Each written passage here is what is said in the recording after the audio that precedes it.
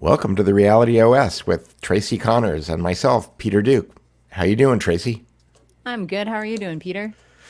Oh, I'm just spurging out here in Pacific Palisades, optimizing low power computers and trying to figure out what the hell is going on in the world. How about you?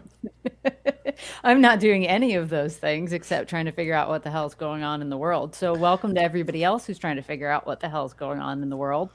And if you know people who are also trying to figure out what the hell is going on in the world, please share this and welcome them into our space. And we can rediscover reality together. That's right. They can like and subscribe just like you're going to right now and hit the little bell if you're watching on YouTube. But we're on Twitch and DLive and Periscope for now, right? Yeah. We have to figure out how this thing works when Periscope goes away. But we're everywhere. We're ubiquitous until we're not, like Jim Hoff this week. Yeah, I didn't know that he got suspended or bounced permanently from Twitter. Yeah, his Twitter account, Gateway Pundit on Twitter, got suspended yesterday, I believe. Yeah. So he's always tweeted as the Gateway Pundit, right? Correct. Yeah. No. Wow. Is it because of the video that was shared from the Gateway Pundit with the what's it called? The vote van or whatever the heck they called it?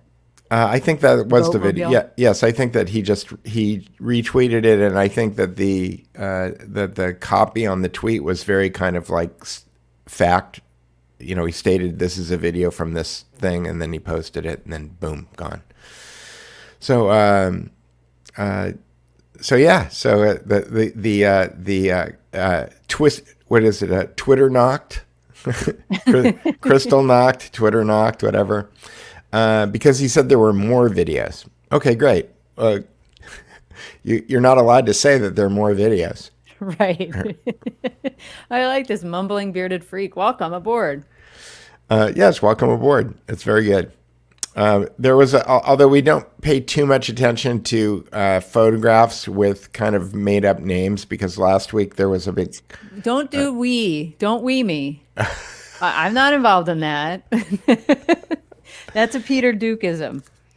Okay, what was I going to say? There was somebody that was here last week. There was somebody who was making odd comments to us last week. Derek Wilson's son. Derek Wilson's son. And then on our Telegram channel, there was some more information about that. And so people were trying to figure out whether or not who this person was based on their photograph that was on their icon. It's like, if you aren't a real person with a real photograph with a real name, it's like there's an old joke from the 1990s, which was that on the internet, nobody knows you're a dog. So it's like... That must have been early to mid 90s. It was. You were in kindergarten or something. No, I'm not that young. But it was in high school. It was a picture of a dog in front of a keyboard, and it said on the internet, "Nobody knows you're a dog." So anyway, so Derek Wilkinson's son was making some comments, and was not sure hey, how Paul. I'm not. Wait, Paul, I thought you are deplatformed on something. You got kicked off of Instagram. So all right. Well, he'll answer. He'll explain. Yeah. So anyway, the internet doesn't know that you're a dog. The internet doesn't know you're a dog. So like there was all of this like deep diving going on the photograph of the icon, and the person thinking that it was Antifa and all of this other stuff. And it's like, who knows where that photograph? Yeah, maybe it's a photograph. I'm off Instagram and Facebook, still on Twitter. Yeah. Nice. So yeah, I can take a photograph of anybody and post it up under my fake name account and pretend. Who is it? Lee. What's Lee's last name? I have a friend named Lee, Leigh, and he's a writer. Lee Scott. And he's a writer, filmmaker, and he decided just to troll people that he would change his icon to a woman. Well, yeah. I mean, I could do the same thing. Some of the most famous Tracys are black basketball players. That's right. So, so Lee is having great fun because he's just simply changed his icon on his Twitter feed without any ceremony. But it's funny to him how the reactions to all of the comments that he's making have suddenly changed just based on the icon that he changed. And he's funny, so he's worth following. He is funny. He is funny. Very funny. He's like, and he moved, didn't he? He left LA. Yeah, he's out there in Galt's Gulch someplace. Yeah, I won't give it away. I know where he is, but I'll keep his anonymity. Or I'm sorry, her anonymity. Her. And then there's also the famous gentleman, Lauren Southern, right? Right. Well, Lauren is a guy's name. It's usually spelled Lorin or En to be a man's name, but I think it's French. But she actually went into the DMV in Canada and changed her gender. It's that easy. I might do it. It doesn't get me anything. To transition, to go to male doesn't really help me all that much. Yeah, and is there a problem? Like in the United States, I still think that you have to register for the draft when you're 18. So if you decide that you're going to be a male, and then when you turn 65 and you have to, or 75 when you sign up for Social Security, are they going to ding you because you never signed up for the draft? I don't know. Because that's one of the things I think that they don't tell you, that if you don't sign up for the draft when you're 18, when you go to get government benefits later, if you haven't signed up for the draft, then you're disqualified. Which is just unbelievable. Yeah. I don't know. Do you know that answer to that question, Peter? Is Lauren Southern really her last name? I'm not sure. But her story is funny because, I think she was born in, she was raised in Seattle or someplace close to the Canadian border, and her parents crossed over the border when she was born so that she would be Canadian, so that they get free health care because they were like hippies or something. So she was an anchor Canadian baby? Yeah, she's an anchor Canadian baby. She wasn't proud of it. Canadian anchor baby. Yeah. Interesting. So she wasn't proud of it, you said? No, she thought it was kind of dumb. Well, see, I think it's like screw all these government systems. Take advantage as much as possible, which reminds me of one of the stories that you brought to my attention this week, and I think we had different reactions to it, was that AP story about the new Nevada law that's being debated. Oh, that's right. Yeah, because you and do you want to set it up? Sure. So you and what's her name, who lives in South America, Whitney Webb, had kind of opposite reactions, and I was thinking, well, maybe Whitney Webb, if she thought about it more, she'd come over to your side. But yeah, there was an AP story that came out this week that someone is floating the idea of passing a law that would allow basically the creation of autonomous countries in Nevada, in northern cities. I don't know if I would go so far as to say countries. Burbclaves. Yeah. Files, as Neil Stevenson would say in his books, Snow Crash and Diamond Age. But basically, legal autonomous zones that would allow you to create your own law, your own fiefdom, literally a fiefdom. Yeah, you get to make up your own laws, open your own schools. Get this, you build your own roads. So it's little libertarian, pods. It's libertarian, except that you have to have a $1.5 billion down payment. See, I was looking for more information on it because the headline was something like tech companies, and then I read the story and it basically said any business that wants to go there, but you have to pay the state $1 billion. I think that you have to show that you've got 1.5 billion in net worth, and you have to own 75 square miles of territory, something like that. 70. Okay. This sounds like Kanye land. There's going to be Kanye land, Jeff land, Elon land. Elon land for sure. Yeah. Because they seem to be moving against him. I don't know if you saw the article. I saw it in the Washington Times that SpaceX is basically grounded. I didn't see it. Yeah. I last night I did watch their spaceship blow up again did you watch that? But I think that happened a while ago, didn't it? No, 2 days ago. They have this new thing that's called Starship. Yes. They're really I saw it a couple days ago, yeah. That really looks like it's out of a 1950s sci-fi movie. Yeah, it looks like the Hindenburg. It does. It looks like a blimp more than anything. Yeah, that's an unfortunate thought. But yes, But it keeps blowing up. it did kind of blow up like that. You were looking for an online township for sale. I saw one in Central California a couple of years ago that looked pretty good. Or they said online township. Yeah. A Rajneeshi dream come true. Yeah, the Rajneeshis did that 30 years ago, right? Yeah, 30 or 40. Yeah. But they didn't get left the hell alone. So yes, it is there come They true. didn't pay $1.5 billion to get left alone, right? No, but they tried to poison politicians and imported a bunch of homeless people to flip votes in their favor. It was like, I keep hearing what action can we take, and that just sounds like a low-budget CIA operation to me. Maybe it was. You got to work if that's all of the money that your boss gives you to work with. Then you got to do it some way. Well, it works to beat the system. Reading the Time magazine piece that everybody was passing around this week and just aghast at, it's how do you beat these guys? You got to import homeless from all over the country and shove them into districts that you need to win.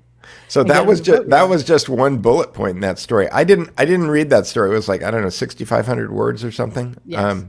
I was reading a bunch of other stuff, but I was watching all the reactions. But I guess you took notes on it, right? Yes. I've got this new app that I'm trying to work through. That's a note-taking app called Liquid. I think it's called Liquid Notes or Liquid Paper or something, where it allows you to pull excerpts from multiple documents and put them on this board and build mind maps and all these connection things. So it's like, oh, let's try this article as a good starting spot. So I have a board which got all the players. So time anybody's name showed up, I highlighted it, dragged it over, dropped it under the players. So I can have that scheme. And this is on your iPad Pro? Yeah, it's on iPad. It doesn't have to be a Pro. It's just an iPad app. Okay. Let me see if I go ahead. And do you use it with your pen? Yes, but you don't need to have a pen. Does the iPad Pro work better with the pen than a regular iPad? I do not know the answer to that question. All right. I'm just curious because I don't buy hardware because of hardware, but when people tell me about really cool applications like that, I start thinking, well, maybe I should get one of those things. Ooh, I love my maps. My maps are they're the best thing. So I'm trying to figure out, my internet's been wonky, so I don't want to plug my iPad in and do all that and maybe throw me out of here. Mm-hmm. So I will find another way to share the mind map, but you can kind of get an idea of what it looks like. And it's called Liquid Notes? It's called, let me get out of it, Liquid Text. Liquid Text. Okay, great. So it does have a desktop function. And so I can look at it on my regular computer? Yes. Okay, well maybe I should check that out. You can build you can build these things on your computer as well. Yeah, because I use a lot of different mind map programs, mostly MindJet Mind Manager. But as far as like publishing and stuff, the best thing that you can probably do is make a PDF out of it, which is that's not so great. No, and this will export it as an outline if you want to.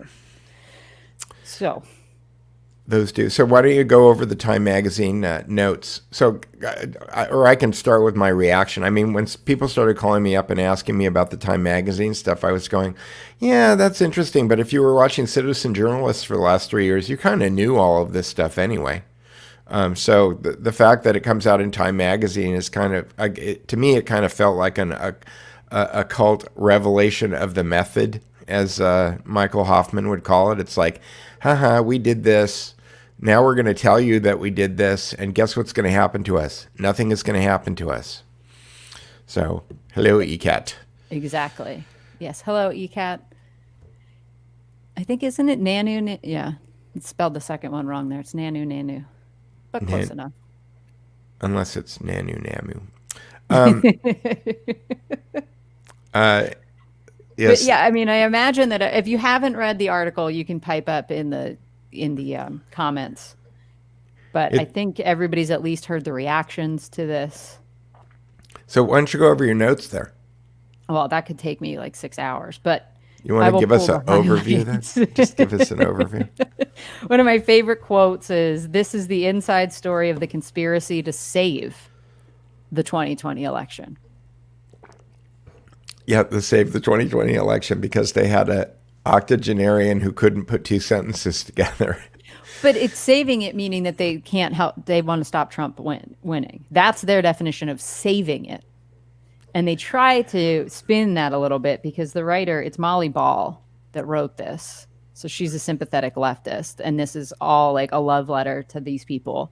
I was shocked at how many of them went on the record in this and just blatant quotes about what they did. And so I've created a thing Well, where they're all trying to get consulting gigs now. It's well, like, they already have gigs. That's the whole deal. yeah.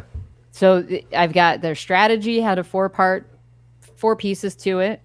So the disinformation defense was one of them.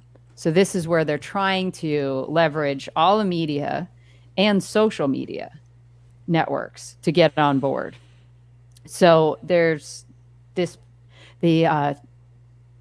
one of the most important takeaways from there's this woman named Laura Quinn, and she runs all this research kind of stuff behind the scenes. So this is great. She piloted a nameless secret project, which she has never before publicly discussed. Ooh. That tracked disinformation online and tried to figure out how to combat it. One component of tracking dangerous lies that might otherwise spread unnoticed. I mean, how naive is this? Dangerous lies are going to spread unnoticed. Then researchers then provided information to the campaigners or the media to track down the sources and expose them. So the most important takeaway from her research, however, was that engaging with toxic content only made it worse. When you get attacked, the instinct is to push back and call it out and say, "This isn't true," Quinn said. But the more engagement something gets, the more the platform boosts it. The algorithm reads that as, "Oh, this is popular. People want more of it." So the solution, she concluded, was to pressure platforms to enforce their rules, both by removing content or accounts that spread disinformation and by more aggressively policing it in the first place. Kill the messenger. Yes. So the platforms have policies against certain types of malign behavior, but they haven't been enforcing them, she said. Her research gave ammunition to advocates pushing social media platforms to take a harder line. Get this, in November of 2019, Mark Zuckerberg invited my butt. I think this is like the Jesse Jackson 1980s move. Do you remember this? Where he would just pick a company and isolate them and target them. Mm-hmm. Invited 9 civil rights leaders to dinner at his home, where they warned him about the dangers of election-related disinformation. And if you don't do something about it, Mark, we're gonna poverty pimp you to hell. So the architect of this whole thing is a guy named Mike Podhorzer. So it's Podhorzer. Okay. And he is the assistant to the president of the afl-cio. Ah. And Markey started looking at stuff back in the fall of 2019. So fall of 2019, he became convinced the election was headed for disaster and determined to protect it.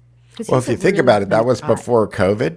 Uh-huh. And there was no way that Trump was losing at that point. Right. Yep. So he has been in that job at the afl-cio for forever. And he's behind the scenes kind of mover. So he knows where Jimmy Hoff is buried? Totally. Yeah. And then also embroiled in this is another name that everybody should probably be aware of. And if you're not, you'll know once I start telling you what this guy did, is Norm Eisen. He led the whole impeachment stuff. He's lawfare. Right. And all those guys. So he worked in the Obama administration.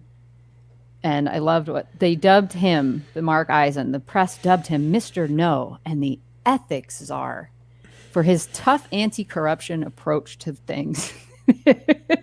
He advised President Obama on lobbying regulations, campaign finance law, and open government issues, helping to assure the most scandal-free White House in history. It's the fox in the hen house. It's truly unbelievable. He most recently served as special counsel to the House Judiciary Committee from 2019 to 2020, including for the impeachment and trial of President Trump. and was, quote, a critical force in building the case for impeachment. You know what this reminds me of? It reminds me of Wag the Dog. Remember Dustin Hoffman? The only thing that he wanted out of the whole thing was bragging rights. And then they wound up killing him because all he really wanted was bragging rights. This sounds like it sounds like these guys did this because they wrote this Time magazine article because they wanted the bragging rights. And they feel like they are so impervious to any kind of attack that they're just going to come out and tell us that they did it. I've got the image of the girl running through the village holding a bag of potato chips that they turned into a kitten. It's like, okay, preemptive damage control piece. Nah, it's not it's called revelation of the method. It is an occult process where you tell your victim. It's like in all the James Bond movies where it's like Mr. Bond. He's got Goldfinger has got James Bond strapped down to the table and he's about to cut him in half with a laser. And he goes, "Are you trying to get me to talk?" And he goes, "No, I'm trying to get you to die." That's what this is all about. They want you to know who is in charge. They want you to know if you think you're going to start your little populist movement that's all about life, liberty, the pursuit of happiness, all men are created equal, horse shit. This is what we're going to do to you. You think that this is about law and order. It doesn't have anything to do with law and order. It has to do with media, control of the message. Because if we control the message, then we control the government. And that's what they're doing here. So it can serve both purposes. Yes, two things can be true at the same time. Yes. So continue. So it's Mark. Somebody was asking how you spell Eisen. So it's Eisen. His first name is Norm. You'll find him all over the place. And part of the other bio that they give to him. So before his government service, Eisen was a partner at the DC's law firm Zuckerman and Spader, LLP, where he specialized in litigation and investigations. His cases included Enron, the ADM antitrust case, the subprime financial collapse, the Monica Lewinsky matter, as they call it, and the 2000 and 2004 presidential recounts. Matter, isn't that that's a Loretta Lynch term, right? Yes. Right. Oh man. It's not a case, it's a matter. Right. So that was part of I got diverted from the first part of their strategy, which was the disinformation defense. Then another part of their strategy was people power. So this is where all the organizations come in here, right? And they've got everybody. There were over 400 groups that came in on board on this. Right. When I see that and I hear the afl-cio guy, I think about the Democracy Alliance, which is this like meta group of basically, I would say, if you think of the cabal that runs the world as national socialists or international socialists, completely a fascist integration between government and private. What do they call that? Private-public partnership. Right. Then, if you Google the Democracy Alliance, it is a group that gets informal group. I don't know if they got together last year because of COVID, but on the right they have what's the name of it? I think that the Koch brothers set up a right-wing version of it. Anyway, on the left, you've got, on the left, whatever that means, on the communist side, you've got the Democracy Alliance, which is like, it's Planned Parenthood, it's the AFL-CIO, it's a bunch of major news outlets, it's a bunch of NGOs, and they get together every year, and they have a conference. And I guess if you're deciding where you're going to put money, there's a bunch of into 501c3s and things like that. There's all kinds of paperwork that you've got to do. But if you're just introducing people who have money to people who need money in an informal cocktail party scenario, then you can get away with not doing a lot of paperwork. And I think that that's kind of what the Democracy Alliance does. And so when I hear you talking about these things, my mind, I'm not saying that they had anything to do with it, but at this sure point, they did. Yeah, they probably did. Yeah. I mean, they have a bunch of different named groups in here. One of them is called the Democracy Defense Coalition. Yeah, they're in the Democracy Alliance. Yeah. So this is the Democracy Alliance. I mean, at one point they reference over 400 groups that were on these calls. So it starts with this guy, what did I say his name is? Mike Podhorzer. So Podhorzer starts thinking he's got to get a handle on the election and protect it way back in the fall of 2019. So then they say on March 3rd, he drafted a 3-page confidential memo titled Threats to the 2020 Election. This is from the memo. Trump has made it clear that this will not be a fair election and that he will reject anything but his own re-election as fake and rigged. On November 3rd, should the media report otherwise, he will use right-wing information systems to establish his narrative and incite his supporters to protest. So the memo laid out the 4 categories of challenges that Trump would launch. Basically, attacks on voters, attacks on the election administration, attacks on Trump's political opponents, and, quote, efforts to reverse the results of the election. So then he started holding Zoom meetings for these people. There you go. Yeah, if I could read those, I bet you every one of those groups is named in this article. Here you go. I'm here to please, because there are so many of them that they take up a long list here. Oh, man. This is your Democracy Alliance here. Yeah, it just keeps going too. Look, it's like. So when you say 400 organizations, how do you put 400 organizations together at the end of a meeting? Well, I mean, the thing is if you looked at the Venn diagram of the overlaps, one person could represent 4 or 5, quote unquote, organizations. So Podhorzer has this.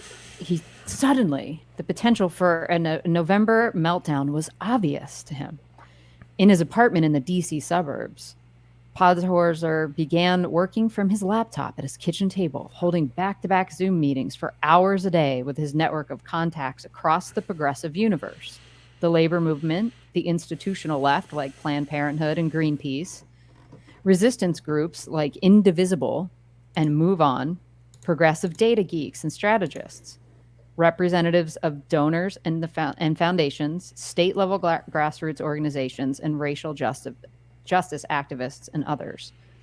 So then in April, he began hosting 2.5-hour Zooms. A weekly 2.5-hour Zoom. It was structured around a series of rapid 5-minute presentations on everything from which ads were working to messaging strategy to legal strategy. And it says the invitation-only gathering soon attracted hundreds, creating a rare shared base of knowledge for the fractious progressive movement. So I'd love to see some of these Zoom calls leaked. Yeah, I would too. Imagine Times article if the Trump campaign employed identical tactics. Of course. We can play that imagine game all the time. Yeah, well, you can imagine a lot. I mean, one thing that we didn't talk about before we got on the call today is that, did you read any of the Patrick Byrne stuff this week, Tracy? No. Okay, well, I could talk about that. So, okay.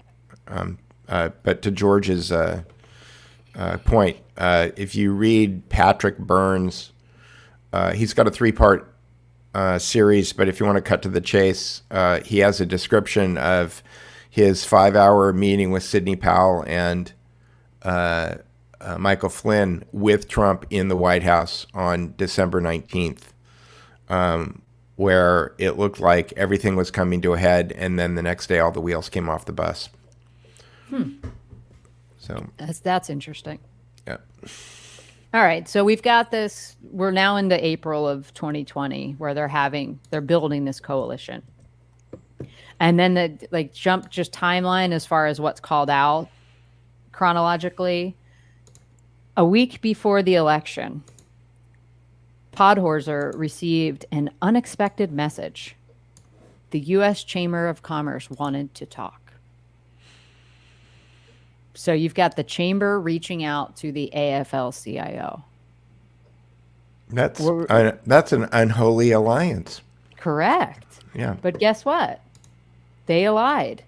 And they put out a joint press release statement on election day.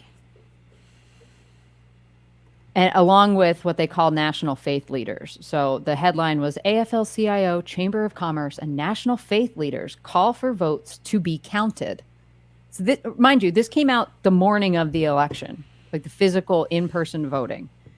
This is the I'll just read you, it's only 4 paragraphs, but the important part to me is the beginning.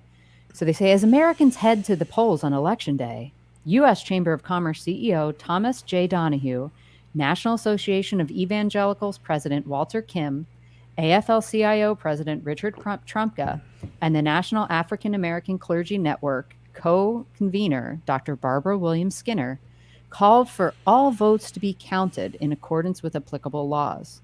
And then this is a quote, as leaders in business, labor, and faith community, we celebrate the record turnout this election has produced. Right. So they're building the cover story. Right. Because how do you know the morning of the election that it's going to be a record turnout? Right. Because they've printed millions of ballots in advance that they have in large trunks sitting in vans in 6 key states. So from that, let me jump to, so that's election morning. Here's election evening. The Liberal Alliance gathered for an 11 p.m. Zoom call. I'm assuming they're giving all these times in Eastern. Hundreds joined. Many were freaking out.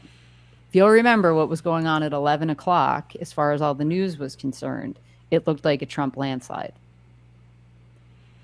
It did. We stayed up as long as it looked like a landslide, and then we went to bed, which was what they were waiting for. So the following is going to be a quote from this woman named Angela Peoples, who is the director for the Democracy Defense Coalition. It was really important for me and the team in that moment to help ground people in what we had already known was true. Podhoretz presented data to show the group that victory was at hand. So what data did this guy have at 11 p.m. on election night that calmed all these people down? When Trump was hundreds of thousands of votes ahead in each one of the 6 battleground states. Correct. Right. So the conversation that followed was a difficult one, led by the activists charged with the protest strategy. So this is where the Black Lives Matter and the street gangs, they don't mention Antifa in this at all, but I don't think they have control over Antifa. I think they have control over Black Lives Matter. So this is that Angela Peoples again saying, we wanted to be mindful of when was the right time to call for moving masses of people into the street. As much as they were eager to mount a show of strength, mobilizing immediately could backfire and put people at risk. Protests that devolved into violent clashes would give Trump a pretext and send in federal agents or troops as he had over the summer. So this is not quoted. This is the article itself. And rather than elevate Trump's complaints by continuing to fight him, the alliance wanted to send the message that the people had spoken. So the word went out, stand down. And they did. It's nice to have power. Right? You just have millions of people that you can just tell them to go or no go. So Protect the Results is another one of these organizations that was involved, announced that it would, quote, not be activating the entire national mobilization network today, but remains ready to activate if necessary. So, and then they say Podhorzer credits the activists for their restraint. Quote, they had spent so much time getting ready to hit the streets on Wednesday, but they did it. Wednesday through Friday, there was not a single Antifa versus Proud Boys incident like everyone was expecting. And when that didn't materialize, I don't think the Trump campaign had a backup plan. So what backup plan? They What thought contingency did they think the Trump campaign was going to be planning for? what they thought was if there were Antifa Proud Boys fights in the street, that it would then give Trump the upper hand to be like, these people are out of control and they're trying to steal this election, and we should. And take that it Trump away. would be planning that? But this is the fever dreams of these people. Yeah, fever dreams is the right description. Yes. Well, I mean, think about it. We can all look at it and say, you guys are projecting all of this onto us. Oh, we live in a fascist state. And now they've thrown up fences with razor wire around them, around the Capitol. It looked like an occupied city on Inauguration Day. It still does. Yeah. It looks like Beirut. I know, it's crazy, but these people believe their own BS. Jack Posobiec, his office is inside what he calls the green zone. Yes, yes. I know. I saw him. He was on Timcast in real life this week. He was good. Yeah, it was good. But I'm trying to figure out too, because they talk about how they held back. Yeah, there was one last milestone for Podhertz's mind, January 6th. On that day, I thought you silenced your phone. I thought I did too. Oh well, is it important? I did silence it. Oh. I'm good. Anyway, no, it's. I don't think it's important. Okay. So anyway, on January 6th, so on that day, Congress would meet to tally the electoral count. Now listen to how Molly Ball frames this. Trump summoned his supporters to D.C. for a rally. Is that how you remember the January 6th D.C. rally going, that Trump summoned everybody? He did kind of. He tweeted I think out. They were already, yeah, but that was already planned. He tweeted. Was boosting. He tweeted out, come to Washington on January 6th. It's going to be wild. But that was after people were already boosting that they were going. At least in my recollection, I thought that all that stuff had been put out already. We're going to D.C. on the 6th to rally one last time. Yeah, I mean there was a lot of grassroots kind of ad hoc conversations that people were having about going anyway. That's what I'm saying. Like he didn't summon. It wasn't like, hey, everybody come here. I thought there were already plans to go. So much to their surprise, the thousands who answered his call were met by virtually no counter demonstrators. To preserve the safety and ensure that they couldn't be blamed for any mayhem, the activist left was, quote, strenuously discouraged from counter activity. This is on the 6th?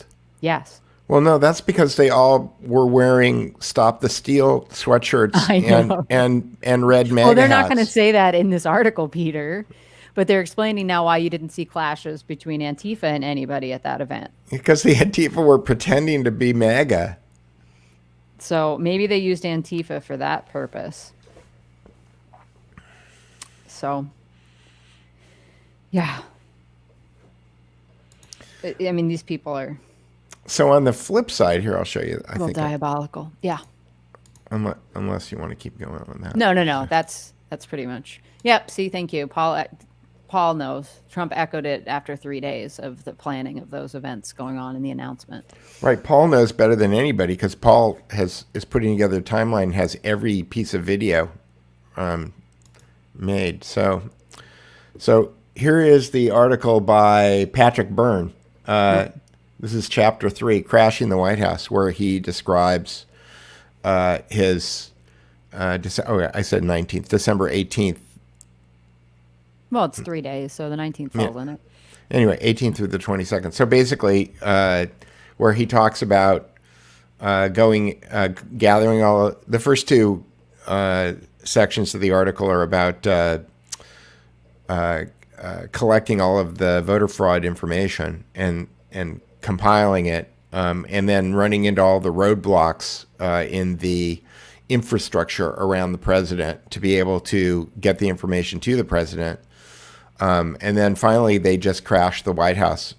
Mike Flynn used his "I used to be the NSA," wink, wink, with the soldiers saluting him at the guardhouse and letting him in to basically crash the White House to put together a 5-hour meeting with the president, as Byrne describes it, where they laid out the whole case. They told the president what he needed to do. He agreed. He said that he was going to go along with whatever it is that they were suggesting in the article. I won't go into the details. People can go look at it. And then the next day, it didn't happen. Like, they got full consensus agreement from the president. They left, and then the next day, it didn't happen. And then 2 days later, they figured out that it was never going to happen. And does he explain why? Yeah, because the people who surrounded Trump convinced him that it was a bad idea. If you like the article, yes, I can't wait, Paul. I can't wait. Paul is editing, and he shot and is editing probably the most important film about the whole election right now, because he's got all the key players on tape. Yeah. And if you missed our interview with him, it was a couple episodes ago. You can find it. I think it's still up everywhere. And what was that called? Yeah. I'll think about what we called that. But anyway, Paul just said that if love the article means you're going to rip your hair out in frustration, yeah, rip your hair out in frustration. But you know what? What does Dennis Prager say? I'd rather have clarity over something. Clarity over. Well, somebody will explain it to me in the comments. But basically, understanding what actually really happened, if that's what really happened, is illuminating. Like, it's like, oh, that's what happened. That's what I didn't hear about on CNN or Fox News or any other place that I might have gone and found out the information. And Patrick Byrne, he did try to tell a bunch of people what was happening at the time. Kevin Sullivan, one of 17 officers disciplined for mistakenly saying... Okay, is this Spurging? It's George Spurging. It looks George, like. Are you Spurging? He's saying he was a member of Antifa, filmed inside of the Capitol that day. Okay. I don't know. Yeah. I have no context. So, anyway, but thanks. Pat Cipollone, White House counsel, ran interference. That's right. That's what clarity over certainty. I think he's just guessing. Yeah, he is guessing. Well, and here, clarity over false loyalty. No, everybody's guessing. If you're guessing, don't do it. Just go. Just Google it. Google it. Yeah. Who did you say it was? It was Prager. Yeah, Prager. Clarity over something. And then I don't know what Wild Bill's asking for. Can you post links and comments? To what would you like linked in the comments? Sure, I can put a link in the. I can put a link. Spell my name correctly. It's written on the screen. Okay, and I can put a. Here's a link to Patrick Byrne. I just put into the. You put it on Facebook. I put it into the comments. Oh, did you put it into all of them? Into okay. all of them, yeah. I just put it into all of them, right? Where were we? Okay, so George was saying something. I don't know what George was saying. He was saying something about somebody being Antifa, and then, yeah, deep capture. Well. Yeah, it seems credible to me. I mean, well, and it's possible that people believe their stories. Like, this was something I had posted on our locals and maybe on the Telegram. But at the beginning of the week, AOC came out, and I thought this was a distraction tactic because this is still, they're trying to divert attention away from the GameStop stuff. I think they were trying to kill that, and they were pretty effective at it. So she goes, what was it, Monday, that she went on her Instagram live and told her sob story about how she almost died on the day of the Capitol. And, I defended her a little bit. I said, look, guys, just put yourself in her shoes for a moment. She believes all these things. She believes that Trump is a fascist dictator, evil asshole, and he's the king of the white supremacists. She believes that all his followers are white supremacists. And then she also believes that cops are evil, because her story was like that, Capitol Police guy was banging on the door of her office and she didn't know who it was, and she's hiding in the bathroom and whatever. So given that context of this is her worldview and her filters, I get how she'd be scared to death. But now learning more that she's lied about the entire thing, like when the timeline is revealed, there's no way it went down. I think Tim Pool's the one that busted it up and went back and was like, okay, she said this happened. And here's a video of her saying it was at 1:01 p.m. It's like nobody had even gotten through the first level of barricades at the Capitol building. And she wasn't in her. I mean, it doesn't add up at all. He totally dissects it, and he has a great video with it. So he's just like, this is completely made up. Yeah, I think Nancy Mace, who's a Republican congressperson, has an office 2 doors down too, and she said that didn't happen. Right. Yeah. Apparently they cleared that office building because there was a bomb threat, but Right. that happened later than what she's saying. And she made a point of saying it was 1:01 p.m. So now we can get into the wink, wink, nod, nod stuff. Like, what's the significance of 1:01 p.m.? It seems very precise.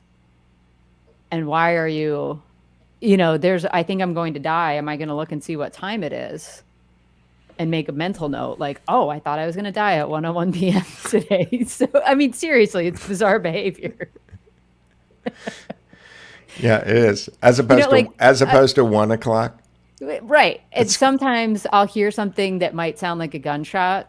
And so I will look at my watch to be like, okay, if later on they're like, oh, those were actually gunshots. If I read about it tomorrow in the paper, It's I'll be the like, it's the OJ effect on the world, right? Exactly. But it's a little bit strange to make up this that gives it credibility, right? By being weird and saying 1:01 p.m.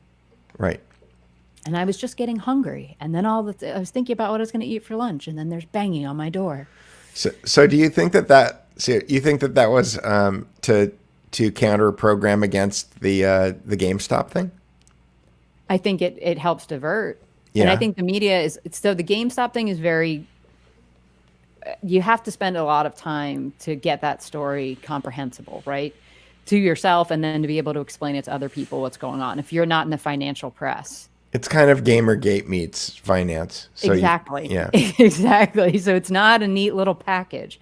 But if you can run the equivalent of the movie Heathers, you remember that movie? Yep. My daughter gives me a hard time every time I drink sparkling water. Why? What does that have to do with Heathers? Because in that movie, if you drink sparkling water, it means you're gay. Oh, right. No, but it was specific.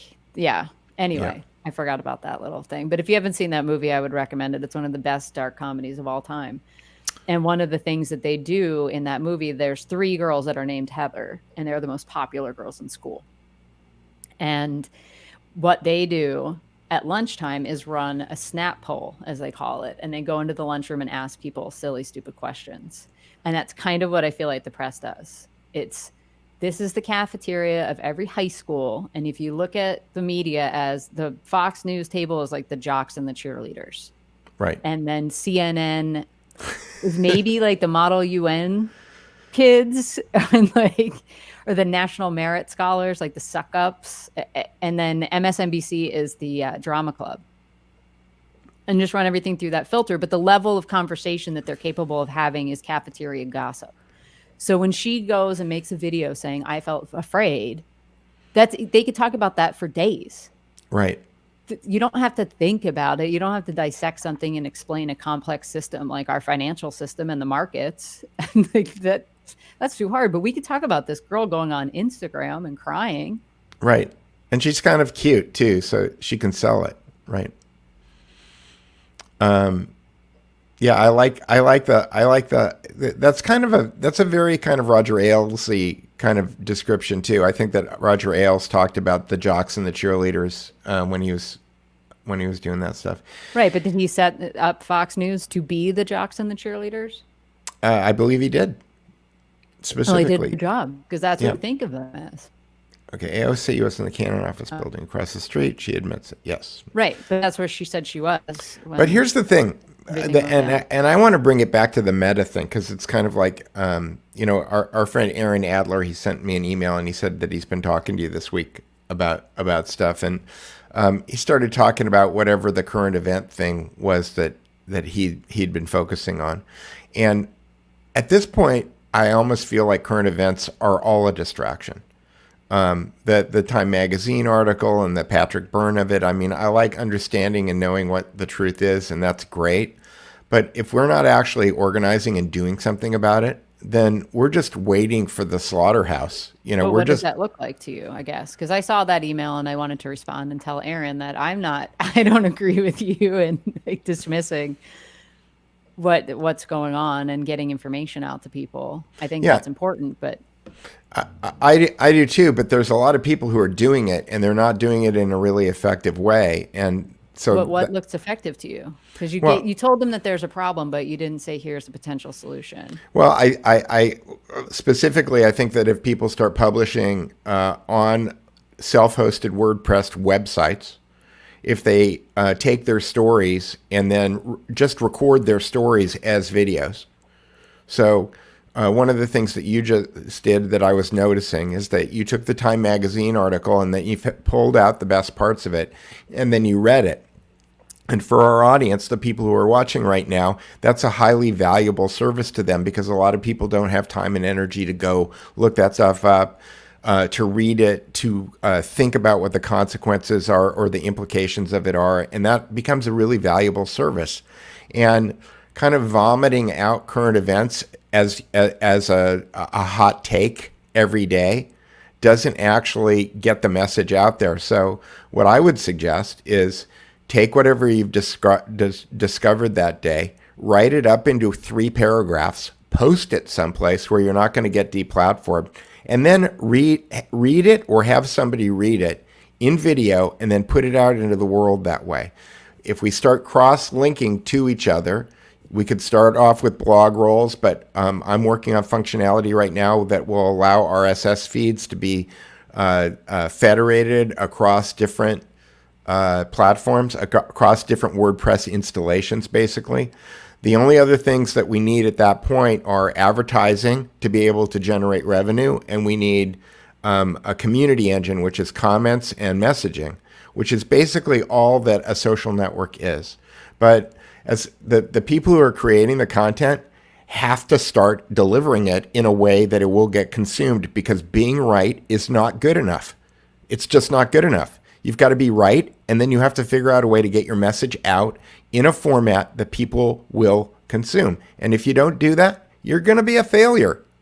That's it. So I'll get off my soapbox now. Right. Thank you. I will clip that and we can share that with everybody. Get in line. Pump out to as many platforms as you possibly can. It's not that difficult. Peter and I are going out live to 1, 2, 3, 4, 5, 6 different platforms right now. After the show, I downloaded and uploaded to more platforms. So you can't destroy us with one shot. And we wouldn't walk back into places that keep throwing us off. Right. And this is a deep dive show. Tracy and I do a show once a week where we talk about what we've looked at for the week. So it's like a Sunday afternoon show where we're trying to condense what we've learned this week. So anybody who's got a real job or is out there in the world and they haven't been paying attention can come watch our show and they can kind of catch up on some of the things. And Tracy and I'll have some interesting insights coming from different points of view about different things. But the vomiting hot takes every day, it's obviously ineffective. I mean, the thing that was interesting to me was that, our lawyer friend called me up this week after he had read the Time Magazine article, and he goes, "Can you believe all of this stuff?" And I said, "Well, if you've been watching George Webb for the last 3 years, you knew most of this stuff already. Like this is old news."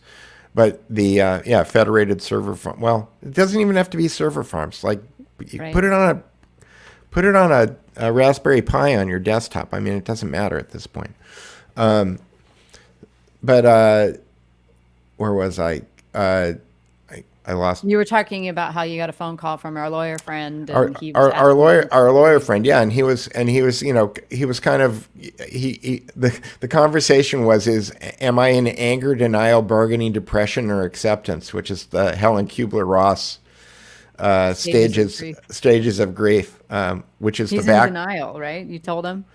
Well, I said to him. I said, if you want to get back into denial, you can go watch the Alex Jones interview with Steve Pachenik this week, because Steve Pajanek has been saying that there's a secret government and they're running a coup, and basically without being Q, backing up all of that kind of Q mentality. And when it didn't happen, Alex Jones had him on his show, and Steve Pajanek is sticking to his guns. He says there's a secret military government, it's being run out of the cyber command, and that they're really in control of what's going on, and that everything that you're seeing is kind of smoke and mirrors. And to his credit, Alex Jones was saying, I don't see that. It's like... Well, I mean, we could play devil's advocate and say, yeah, there is. But it's run out of the CFR headquarters. Yeah, in Manhattan. Right. It's right. like it's not that organized. I mean, it is organized, but it's not what you're thinking it is. It's these people. And when I was reading that article and grabbing those people's names, I was going to the CFR website to see if I could find any, cross-pollination between those things. And I stopped doing it after like the third or fourth, because I'm like, this is going to take me days to get through this damn article. But yeah, I started to work on something. I actually could use some help on it, because I kind of got halfway through it and then realized how much time it was taking. And that is, there was a anti-Semitic Chromium plugin that was created about 3 years ago. That was 3 parentheses. Yeah, that was called Coincidence Detector, right? And it had a list of people who are Zionists in it, and whenever their names would pop up, it would put the parentheses on the outside of their names. So I thought that it would be great to get everybody from the CFR and the Bilderberg Group and the Trilateral Commission and basically everybody who's named in a Servando Gonzalez book, right? And then instead of having 3 parentheses, just put 3 little pyramids, or put a pyramid on either side of them, basically to indicate that they're the Illuminati. So it's like the Illuminati detector or something like that. And I got lists and lists of names, and the reason that it turned into a long process is just because doing the data maintenance to clean all the names up. Some names have first initials, some names have middle initials, so there's probably 2,000 or 3,000 names, and I just have to normalize the names in order to make the thing work. But So are you going to do it? You're saying, hey, go do stuff, and then you're like, I have this idea, and I've almost executed on it, but I haven't been. Well, I'm asking for help. Oh, okay. I'm asking for somebody to help me do it. Is that what you're thinking it would look like? Yeah, exactly. Something like that. So I need somebody to help me do data maintenance. I have all of the names in a file. I just need to have it cleaned up. And then if you want to help Peter do this, you can either let us know on... Uh-oh. That's not good. So Tracy was having problems with her. I'm out of focus, too. Ooh, that's really scary. She's back. Yeah, I don't know how that happened. Did you click on something, or did you just get disconnected from the internet? I have no idea. Well, that was weird, because then I noticed I was out of focus and I refocused. So it was a giant shot of my nose there for a second while you were gone. Good. Yeah. So yeah, as we were asking for help to identify the Illuminati and the New World Order. Yeah. All right. CJ says she'll help. Okay, good. Okay. All right. Awesome. Nice. Yeah. See, this is what you got to do. Although I'm disappointed with BitChute. I've tried to upload the past couple episodes and they just keep saying processing. So I reached out to them. They're like, yeah, sorry. Well, if anybody knows anybody at Gab, I had a Gab Pro account and I haven't been able to log into Gab since Gab became like the coolness. And none of the reset your password stuff worked. And, we asked some of our mutual friends if they could help us out, and I haven't gotten any response. Extreme close-up, yep. Too extreme. Is Trump on Gab, Deborah? I know that they've mirrored all his tweets for years, but I don't think he officially joined the platform yet. Yeah, and in fact, shortly before we went on today, I saw that there a story someplace that said Jared is desperately trying to talk Trump into not doing Gab. Why is he still talking to Jared? That's so disappointing. Honestly, do you think he spends no time apart from him? I don't think he's a golfer, right? Can't somebody get to him on the golf course and just say, hey? Mice. Well, I know, but he's down in West Palm. You got to figure he's spending some time with Limbaugh. But maybe Limbaugh's in on all this too. Yeah, They let's listen to hope so. Rondo. Let's hope so. You want Limbaugh to be in on the con? Well, I mean, it would be good if he was listening to somebody who was. Here's my issue: is that when I read the Patrick Byrne article, my big issue was that it seems that the President Trump, was not totally aware of what his populist grassroots were really talking about, what they were uncovering. All of the investigations, all of the things that were happening with citizen journalists that were being uncovered and people were finding out. I mean, George Webb 3 years ago was talking about stuff about Peter Strzok, and there's still stuff that people are not talking about. Peter Strzok speaks Farsi. Lisa Page speaks Farsi. They, isn't that is that weird? I don't know. Is that a news item? Probably. Is that something that you would think that some mainstream outlet might be interested in? Mainstream, perhaps? no. Why would they care? They would think that that's some kind of Islamophobia. Why wouldn't he speak Farsi? Well, oh wait, he grew up in Iran. That's totally normal. Do you know? Right. Yeah, it's totally normal. And so did Lisa Page, right? Right. And Yeah, and they're second gen or maybe even third gen. and what's her name? The woman who, the FBI agent who got drummed out by Andy McCabe, doesn't even remember Peter Strzok being at the FBI Academy. So did he come into the FBI through DTRA? I mean, there was all kinds of What's DTRA? Defense Threat Reduction Agency.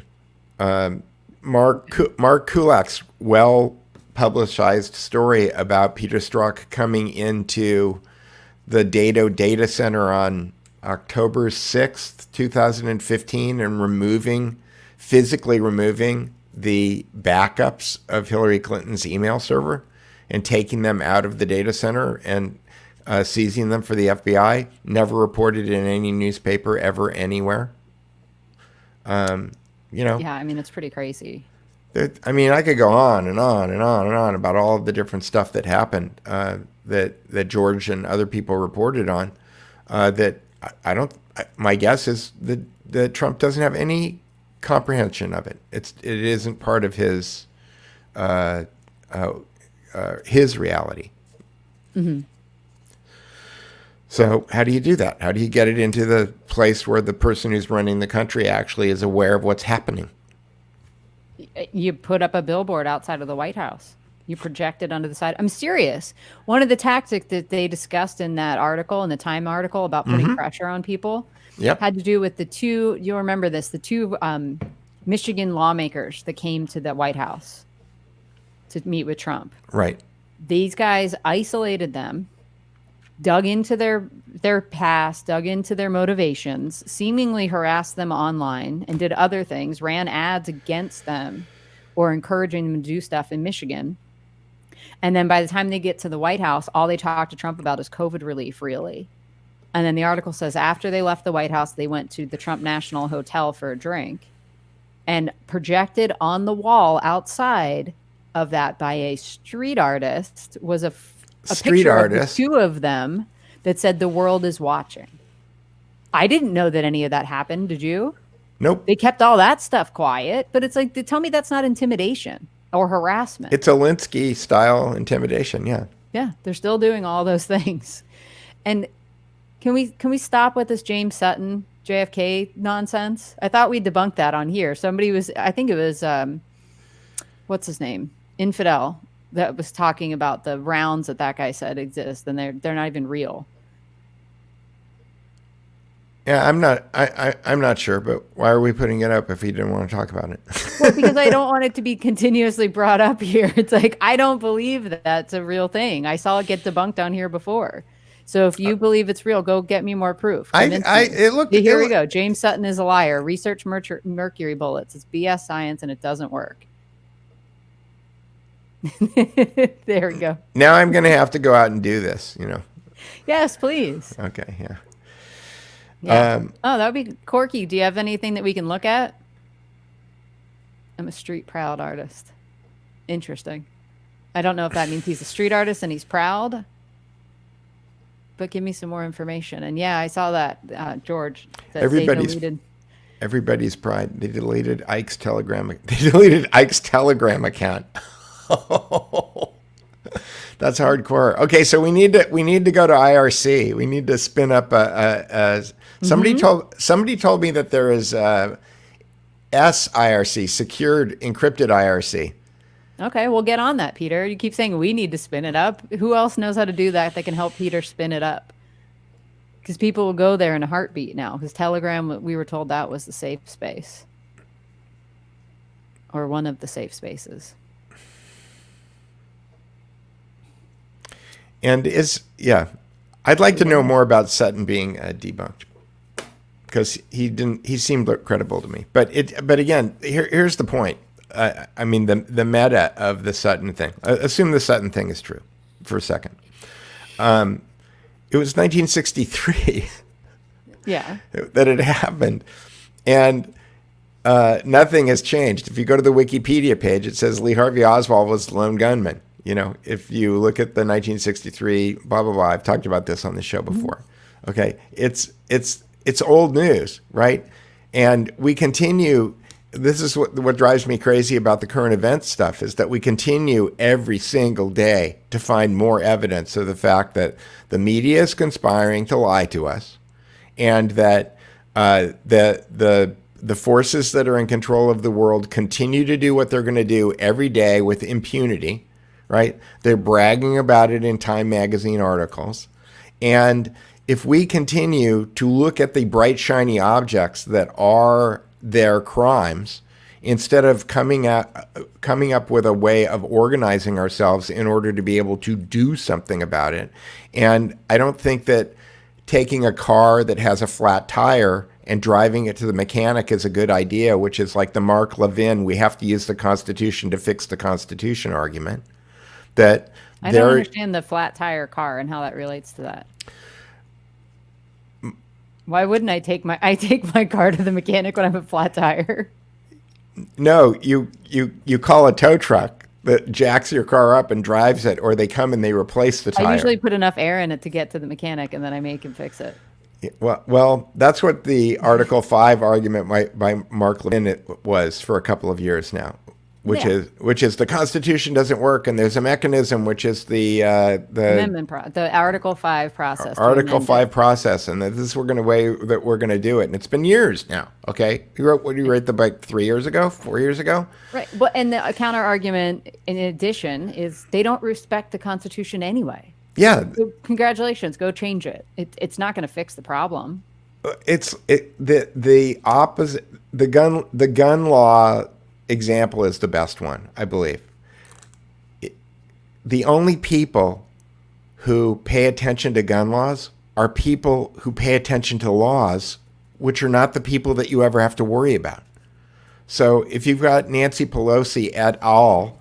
Doing things that are completely illegal, knowing that they can do it with impunity, and then you've got your hand tied behind your back because you're deciding that you're going to, take the higher road, and that you're going to live within the rules that you've created, but you're going to lose every election. Okay, you're going to lose every argument. You're going to lose the ability to govern every state. You're going to lose the ability to regulate the financial viability of the country. Well, that's not winning. That's just stupid. So we have to do something else. And pretending like we're in a status quo world and continuing to do that is just, like I said, you might as well just line up for the gulag, or wait for the latest version of the Havarti agreement and then just be one of the first ones in, because those are the people who are made. What's the Havarti agreement? It's the transfer agreement.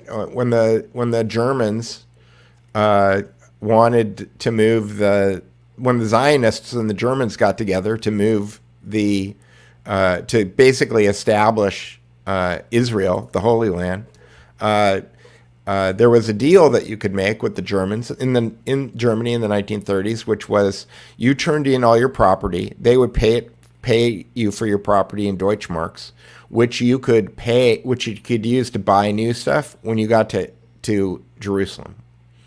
And the first people who took that deal got shipped out of Germany, and the rest of them, we know what happened to them. That's we have the roadmap. We know what the plan is, how they do this stuff. HR 147 it's all scary. It's all scary. Sutton was debunked, mentioning him. They're going to fight about this. Okay. You guys can fight it out in the comments. Okay, yeah, fight it out in the comments, and you know what?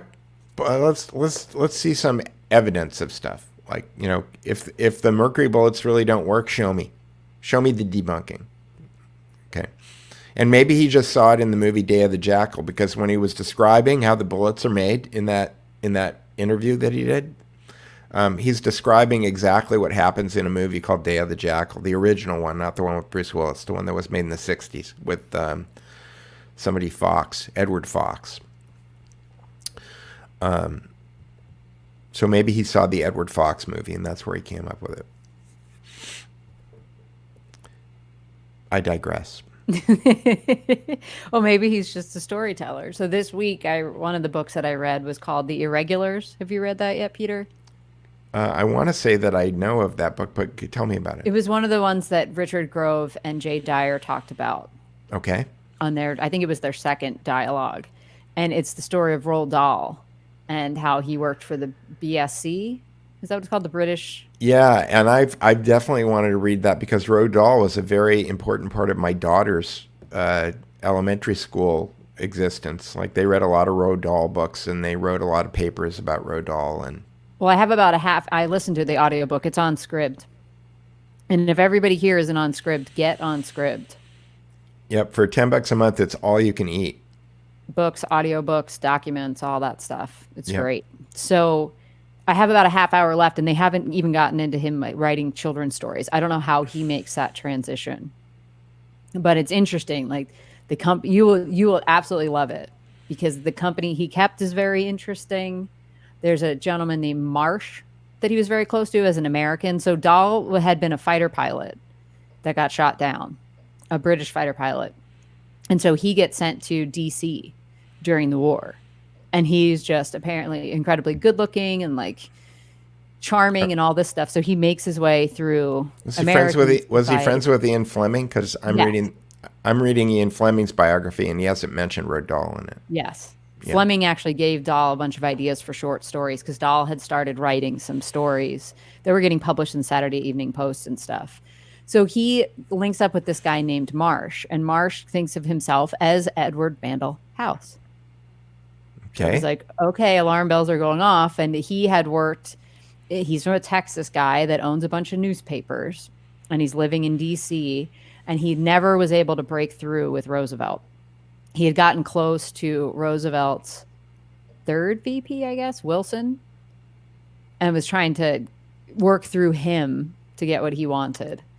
But I thought it was very interesting. Like, Dahl is having meals at the White House with the Roosevelts. Right. And he's there as to influence them. They wanted the Americans protecting the British as much as possible. And they were really worried at a certain point that Roosevelt might jump ship and side with Stalin if it came to it, or how that would all play out. So you can see all these machinations. And Ian Fleming did come into this story. And then Stevenson, who is intrepid, is the big boss in all of this stuff. Right. And I'm reading right now A Man Called Intrepid. Okay.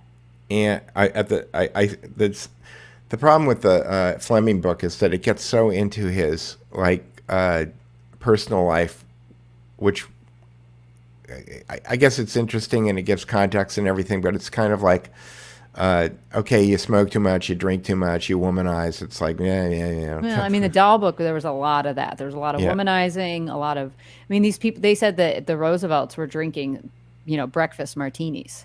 Right. Because he went to their estate up in New York, and they had another place, I think it was in Maryland or Virginia, that was more of like a rustic kind of joint. And there, staying there was the Princess of the Netherlands or something. She was hiding out during the war, so she was staying at this Roosevelt enclave. And FDR stayed with her in the main house, and Eleanor's off in one of the side houses with her friends. Right. And it's just very bizarre. And Roald Dahl's there in the middle of all of it. He ingratiated himself to Eleanor Roosevelt and figured that was his way in. I've been to that house in the Hudson Valley. It's a museum now. Yeah, that's not the house that I'm talking about where they had the princess stashed. Okay. Yeah, I'm reading the Ian Fleming biography. I just started A Man Called Intrepid, and then the other one that Richard Grove suggested is Double Cross, which are all about kind of the British influence on crafting the CIA out of the OSS. Yes, it's all the British that did that. Well, they crafted the OSS. Right. Which became the CIA. Yeah, well, if you ask them, they crafted the United States of America. Yes, well, they kind of did. So we'll add all these to the book list. To answer your question, ECAT, I do a lot of audiobooks.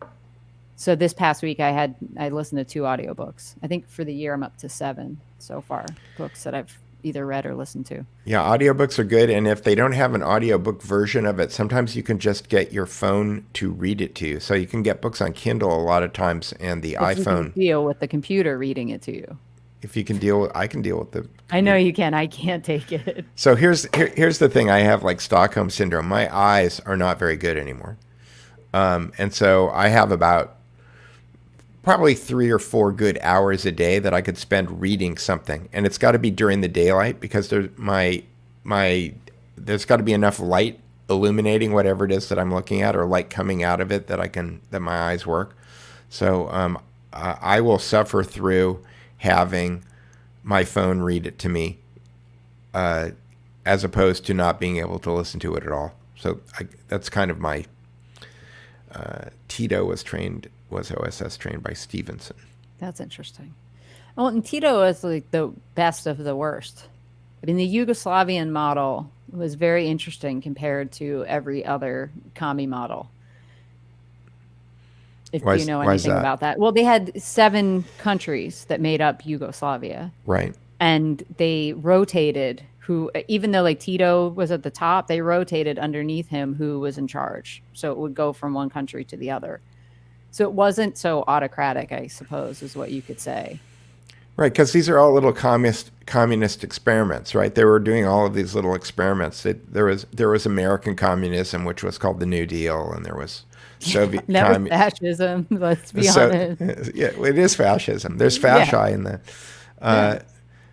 Was it on the NRA symbol? The national the National Recovery Act? National Recovery Act. Was that an eagle? Yeah, that was a very fascist looking logo, I think. I don't remember it specifically off the top of my head, but no, I think there's a whole chapter in Thaddeus Russell's book. Let me grab that. A Renegade History, where he talks about the similarities between Mussolini, FDR, and Hitler, and how they were all kind of egging each other on and cheering. Well, wasn't Mussolini Times Man of the Year? I think Hitler was too. In the 1930s, yeah. Time. There it is. Time again. Right, of course. Well, and Time was, is that where, what's her name? Lucille Luth Boos comes in, or however you say her name. Wasn't she the wife of the Time magazine editor? I don't know. Lucille Booth Luce. But Ian Fleming's wife was, her ex-husband was the owner, I think, of the Daily Mail. Okay. And or the London Times of London. I can't remember which one, but they were both Ian Fleming and his wife were both inextricably connected to the major publishing arms of Great Britain at the time, and he was wandering around. It very much reads like journalism was his cover story, and he continued to be an intelligence asset, although not kind of like more like the Peter Sellers version of James Bond from Casino Royale. Do you remember that version? as opposed to the Sean Connery version of James Bond, which is like who he wanted to be. Stevenson inherited a British spy network in Tennessee going back to the 1850s. Yeah, and it's funny because when I look at that Stevenson, like I've done a little bit of a background on Neil Stephenson, and I think that Neil Stephenson's father was an electrical engineer who came out of the Manhattan Project, and his mother was a psychologist who specialized in doing group psychology experiments. So the fact that he writes all of this predictive programming fiction, granted he is my favorite writer, is all very curious to me. It is very curious. Yeah, The interesting. hallucinati. That's pretty good. I love Dr. Hamamoto. Well, and I know that I think they're called psychonauts, right? Isn't that another term for them? Aren't those the people who the The psychonauts did LSD. well, and But they were that's the doing, hallucinati. but weren't they doing? There was a Jeff Bridges movie, Men Who Stare at Goats. They do Yeah, telekinesis, all that kind of stuff. psychic viewing. What's it called? It's called remote viewing. Remote viewing. That's right. Remote viewing. But I don't know that that's the psychonauts. I don't know. It's Yeah, I all. thought the psychonauts were like Leary and stuff. No, I pulled out my So one of the things that I had talked to George and other people about earlier is the idea of just like Wikipedia is obviously not functioning, and it doesn't really do timelines that well. And Richard Grove, he sells it for like $500, but he does have a mind map of all of the research that he's done in the last few decades that you can buy. You can buy his mind map, and it shows all of the connection. I've got different ideas about how I would monetize that than selling mind maps for $500. But Is it really that much? yeah, I don't know about. Well, I thought there's some version of it that's semi-free because I'll go. I've played around with it before. So unless he put it recently behind a paywall, I will go check. I think it's tragedyandhope.com. yes, it is tragedyandhope.com. Yeah.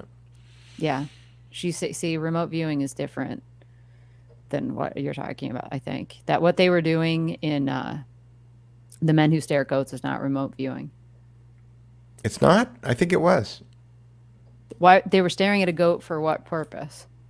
That was just what I think that movie is kind of, it's a limited hangout made to, if there was any, Well, it's based off of a book right. written Well, by. Go ahead. right. If there was a legitimate reason for doing that stuff, then I think that the purpose of that movie was to kind of make it look like we spend a lot of money on stupid things. Yeah, it could be just to distract from the fact that they spent a lot of money studying that stuff. Right. And yep, exactly. Tom Campbell is completely essential. Yeah, see, I think it was telekinetic on the goat is what they were trying to do. But there were a whole bunch of those programs. Or it's a money laundry, and what they did is they came up with this cool story about doing telekinesis while they were taking the money and buying guns and No. and They don't need that. What are you? They don't have to come up with cool stories. They have all that black money from the drug trade. Yep. They can just stay off the books entirely. No, they were pretty committed to doing those kind of studies because they were tipped that the Russians were doing it and had been effective with the remote viewing tactics and stuff like this. So the idea being, and I've listened to some of these guys talk about this stuff before that were involved in that program, they would be given coordinates and have to go check it out. So the other book that I listened to this week was called The Field, and by Lynn McTaggart. I think I sent that to you, didn't I, Peter? And I was like, take a listen to this. But the field being like the 0 point energy field. Right. And it's a really interesting book. It's also on Scribd. And she talked about remote viewing in that and kind of went through the history of the programs that were run by different agencies where they would just give you coordinates and then people would try to, go there in their heads remotely, travel to that place and then give it a description. And some of it was pretty damn effective. It's before you had satellites, in theory. Yeah, there you go. Thank you, Kat. That's a much better description than what I just gave. Remote viewing is psychic espionage using symbols via automatic writing. Exactly. Indeed. And what's interesting is that, jumping away from my cover story, is that if you are actually spending money, if governments are spending large amounts of time and energy and resources to do that stuff, that might be an indication that it's got some validity, right? That there's something to it. That's my take on the whole thing. Which kind of opens you up to like, okay, well, what are these other things that they were doing that we were told are not really happening, but they are? We find out that they are happening, right? Exactly. Yes, thought does travel faster than light, and the other thing that travels faster than light is when you have quantum entangled particles. If you manipulate one, the other one, no matter where it is in the universe, reacts simultaneously. So is that the mechanism for the collective consciousness? It's one of them. It could be, right? Well, I mean, if you listen to Nassim Harriman when he talks about this stuff in the 0-point energy field, I've come to sort of think about it as it's the water and we're the fish. Correct. Where we don't realize that it's all around us. Right. Fish don't know they're in water. Correct. So we don't know that we're walking through this 0-point energy field, which he then says that's the consciousness of the universe. Yeah, it made me think when I read T.S. Eliot's The Love Song of J. Alfred Prufrock. There's a line in there that says, I was a pair of claws scuttling across floors of silent seas. And it made me, I was thinking about that one day. I think Dennis Hopper quotes that line in Apocalypse Now when he's having his LSD-fueled monologue. And it makes me think whenever I look up at an airplane that's flying over me, like, is this what lobsters see? Are we a pair of claws scuttling across the floor of a silent sea? Like, because, if a shark is going over your head, isn't any different than a 747 going over your head if you're a lobster or a crab? Yeah, pretty much. We're just kind of like walking around on the bottom of this oxygen ocean. Yes, that's one way to think about Oxygen, nitrogen, ocean. We're the bottom dwellers. Yes. Oh, there's so much to learn. It is very, very interesting. Do birds think of us as lobsters? Potentially. Now you're getting into Jordan Peterson territory. Uh-oh. With the lobsters. Oh, you remember that? I do. Kept coming back to him on that. Yeah, but he was quoting all of the scientific information about lobsters, and I'm just using them as a metaphor. No, I understand. I just think about that one interview with the British lady where she was just like, so you think we're lobsters? Like, that was her takeaway, that she couldn't understand that he was using them to explain, like, dominance hierarchies and stuff like this, and how that changes your brain chemistry where you fall on that hierarchical scale. And her thing was, wait, so we're lobsters? It's like, sorry, lady. Did you see Tony Robbins? So two big celebrities that like went off on the whole lockdown. Yeah, I told you about that last week, and you're like, no, I haven't seen it yet. So you went and saw it. So Tony Robbins and Pitbull.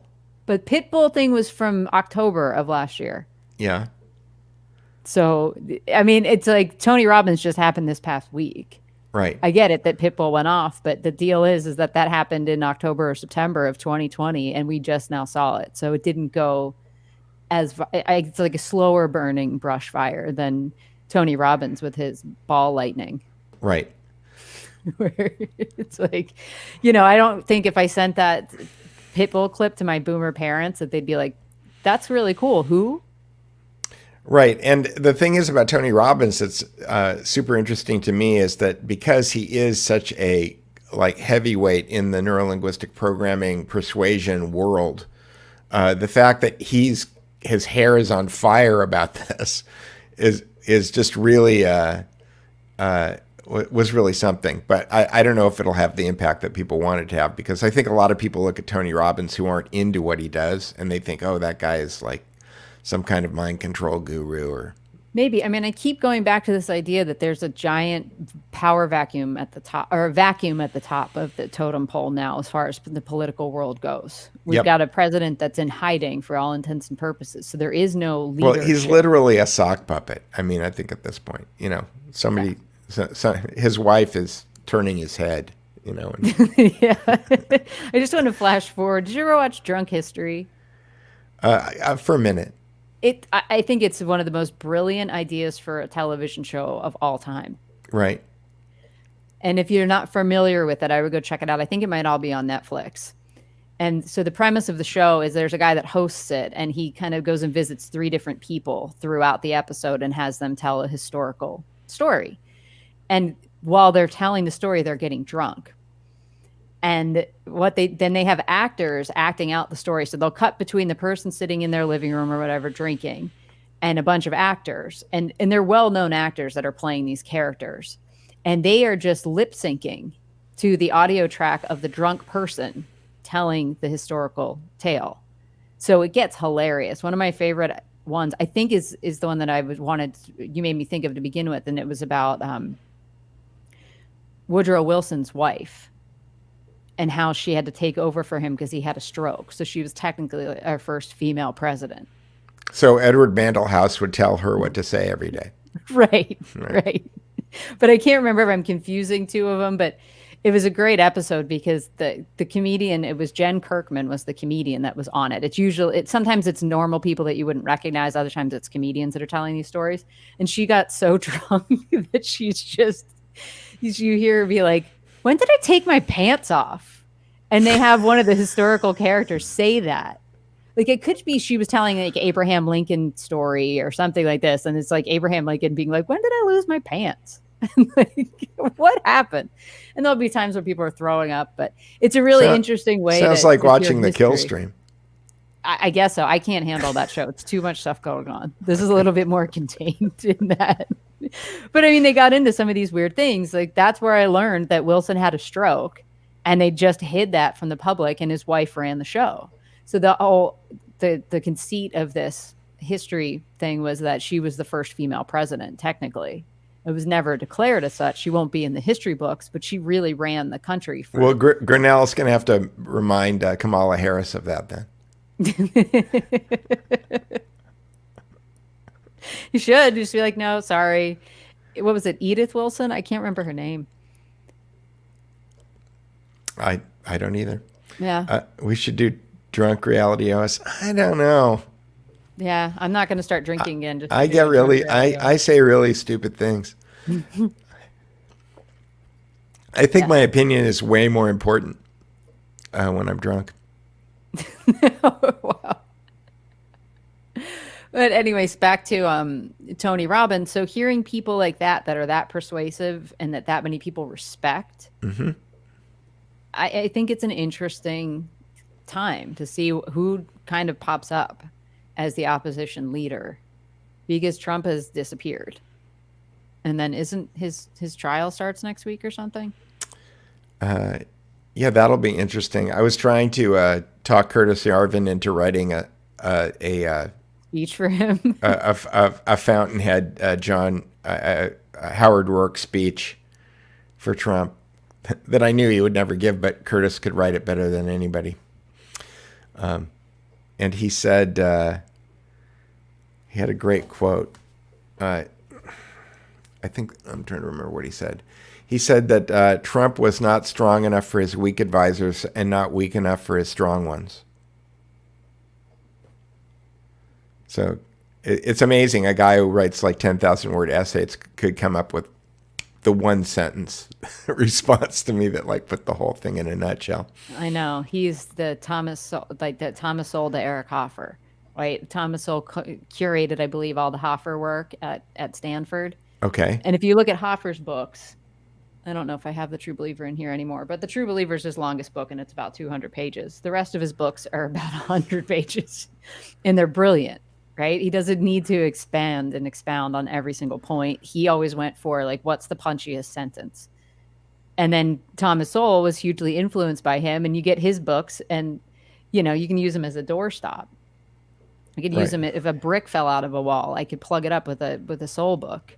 Right, and that's the genius of our age, is that because people will buy ebooks, you can make 100-page book, and if you're succinct and you start at the beginning and you uh, stick to your narrative and you don't add too much fluff, because you don't need to make it 380 pages long in order to make your publisher happy.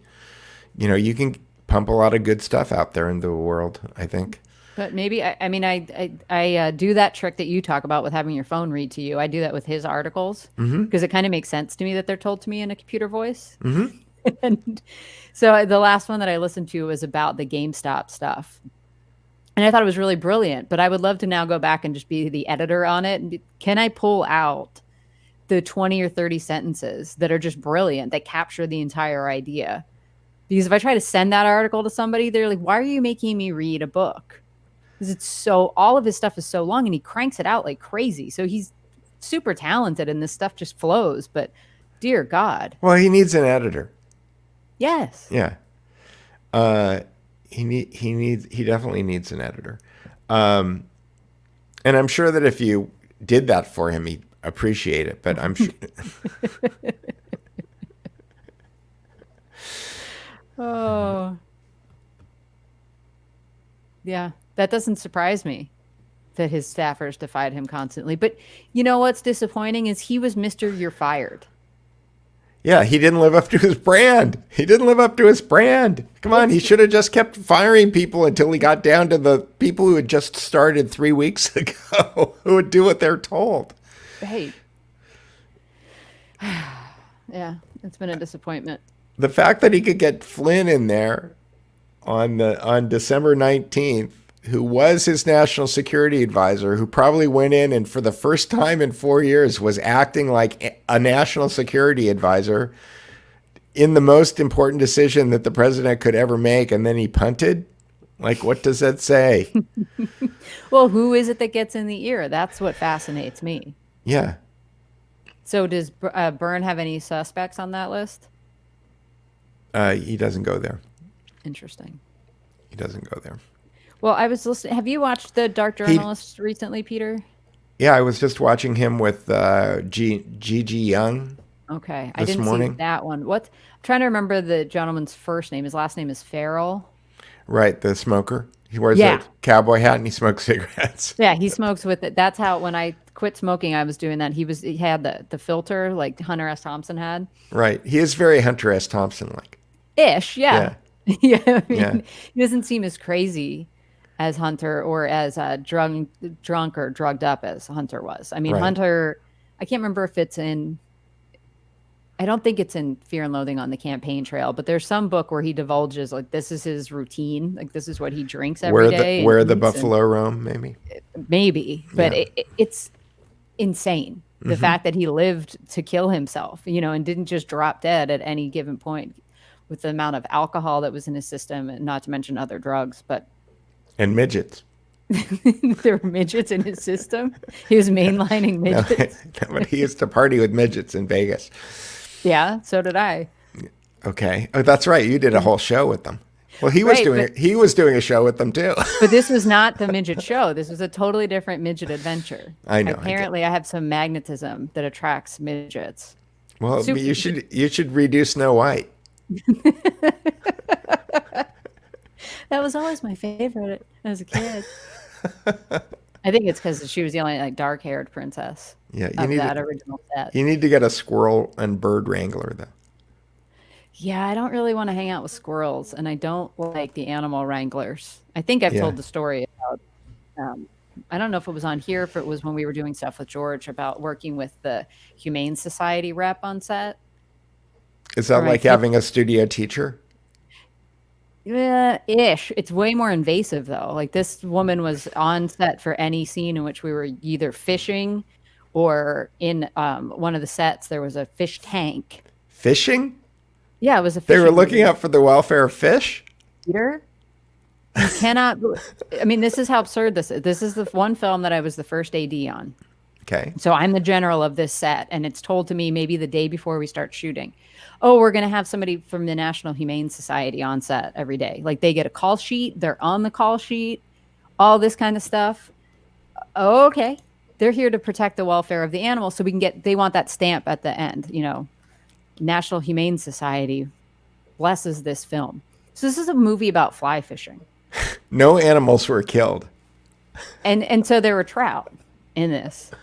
We were not allowed to show a live trout on a fish hook. So catch and release, no barbs. Nope, you can't catch. Nope, not even barbs. No catch. So they would have to use a dead trout, which had to be purchased from a store. I'm telling you, this is the way that this works. And that's the fish that's on the end of the line. So what was the movie about? It was about fly fishing. The movie is about fly fishing, and you're not allowed to catch a fish. Correct. Okay. Yeah. Yeah. So anytime we showed a close-up of like grabbing a fish or reeling in a fish, the actor would have to pretend they're fighting it and then pick up a dead fish that was purchased at a store that had been on ice and like shown to the Humane Society lady, like, here, this came today. Here's the receipts. This isn't one of the fish that we didn't kill any fish. This is not the Robert Redford fly fishing movie. No. Okay. Yeah, no. Okay. And you can figure it out if you go to my IMDb. It's all there. So close-ups were these dead fish put on a hook. And they'd have to kind of move their hand around to make it look like the fish was flopping and still. It's just so absurd. But this woman drove me insane. And I had to be polite because, God forbid, I screw this up and we can't get the stamp. So there was one scene we were shooting. The main character was supposed to live and it was that important that the stamp is at the end of the film? Because, the distributors needed it? Peter, it's... honestly, it was like Team Green. They decided that we were going to have no water bottles on this movie on set. No water bottles. Everybody was going to get a Camelback water bottle, a plastic water bottle, that then we would have these giant, the big igloo coolers like they have on the sidelines at the NFL games and baseball games. So we would just have those, and the PAs would cart those around. Well, this is $1 million budgeted movie, so I think we had one set PA, and I'm throwing a gigantic fit. I'm like, you can't make my PA right. I'm like, I have one, and you're gonna make him like get water for everybody. And number two, we're out in the middle of nowhere, and we were setting up. We were at a campground area where people had cabins and stuff, so they let the crew live out there if they wanted to. There were bathrooms and stuff like that, so they're like, bring tents and live out there. And this is in Portland, so everybody's like, great.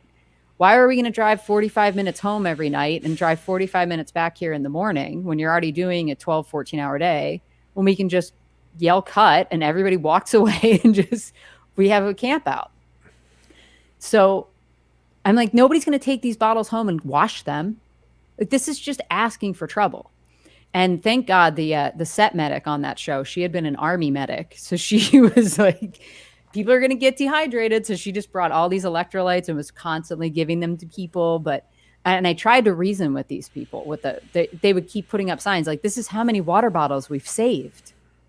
I'm like, but you're damaging the health of everybody involved. Like, I'm standing in river water up to here. It would be so much easier if somebody could throw me a water bottle. And I could give them to actors and the director and all these people that are in waders up to their necks in water. Like, this is not easy. Can we please just have water bottles? No. Nope, can't have water bottles. Did anyone get hurt? No, I mean, there was some because I listened to this and I think, okay, the fish are more important than the people. Oh, 100%. Right. And like the planet, okay, is like, this is how people get killed on train tracks on low budget movie shoots and stuff like that. It's because people are making dumb decisions. And I was in the middle of it trying to protect everybody. So every day it was like a new, what silly battle am I going to have to fight? It's a good thing nobody got cholera. Well, people started getting really bad cramps. So like that was constantly a thing because you're just dehydrated, right? And it's not like a typical set where you can just have craft service set up there with all these things and waters, and you're literally in a river. There's photographs of it somewhere because this is when I was still smoking too. So I would have like a waterproof cigarette pack that I got that had a necklace. So it would just like hang over my shoulder into the water. And then I had the Hunter S. Thompson like little filter. So I would just have one of those bit in the side of it. Yep. All day. Just yelling. Like, please give people water. It is a good look. Don't hurt the fish. Do you Yeah, I love do those. you still have your cigarette holder? No, No. because they get really gross. They're Yeah. filters. So you have to clean them out.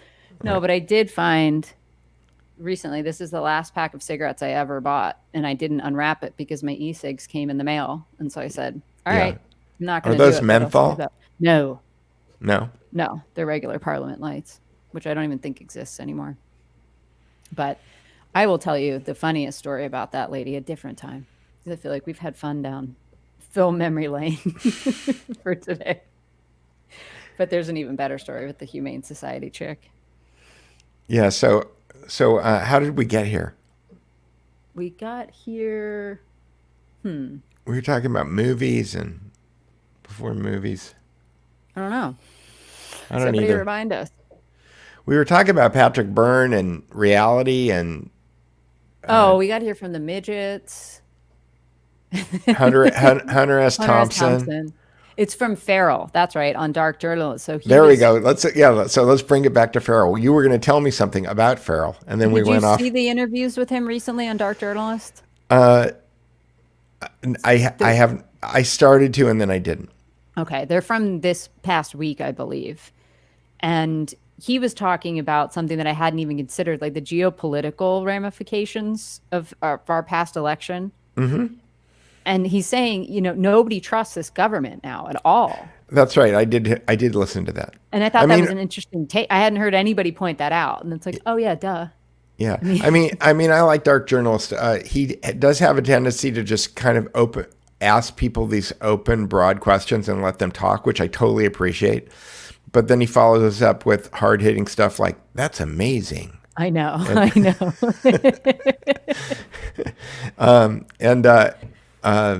And so I wish sometimes he would dig a little, but that's okay. He's a very pleasant, easy guy to listen to, and I do appreciate the fact that he does just let his guests go wherever they want to go. It's great. And he has interesting guests. Like yeah, that that's guy where Farrell I'd never heard before. And yeah, now I'm like, Farrell. I think Gigi Young is interesting, although again, she could talk for hours and hours about stuff. and what's her big beat? She's a psychic, and she basically gives the outer world POV on what's going on. Let's say the higher consciousness beat is her beat, and so she approaches everything from there. And Catherine Austin Fitts. That's how I discovered Catherine Austin Fitts, was through him also. Yes, me too. So he does have some interesting guests that you might get introduced to for the first time. Yep.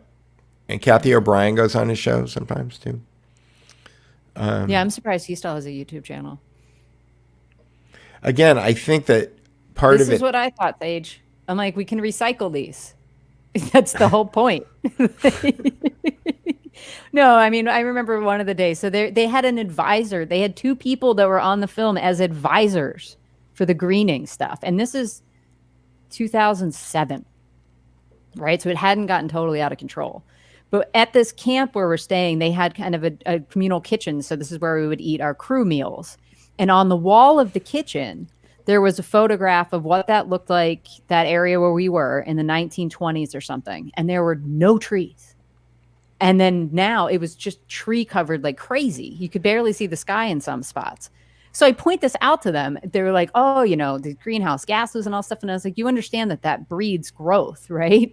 Right. Trees love CO2. Yeah, Plants love CO2. Like it's like Brondo. Plants crave CO2. And you're up in the logging area, right? So these guys up in the Pacific Northwest are pretty sensitive to the, oh my God, deforestation. So he had gone on this deforestation thing. And I go, have you seen the picture on the wall, dude?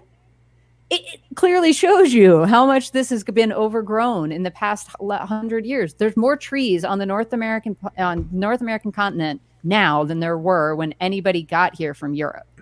So just calm down, would you? And me not having a water bottle doesn't do anything except make you feel good about yourself.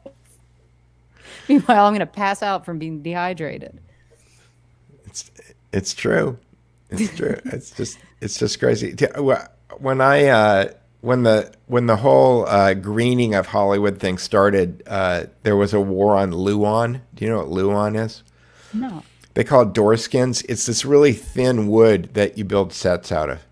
They call it door skins because a door is basically stringers on the edge, and then on a hollow door, it's got Luan on each side. So they call Luan door skins. So Okay. in Hollywood, when you're building a set on a stage, you don't put up sheetrock and like it's a house. The stuff that they use to build all of the walls, indoor or outdoor, doesn't matter, is Luan. And when they're done with it, usually if they can't save it, they just demo it and they throw it away. So that became there was a war on Luan at one point when the greening of Hollywood first started. Like, oh no, you can't build it in Luan unless you're going to keep it. So then all of a sudden, we needed to start building sets in a way that were modular so that you could take them apart, so you could go stick them in the back lot someplace where nobody would ever use them again, but you could say that you were going to be able to reuse it. So It's a total joke. right.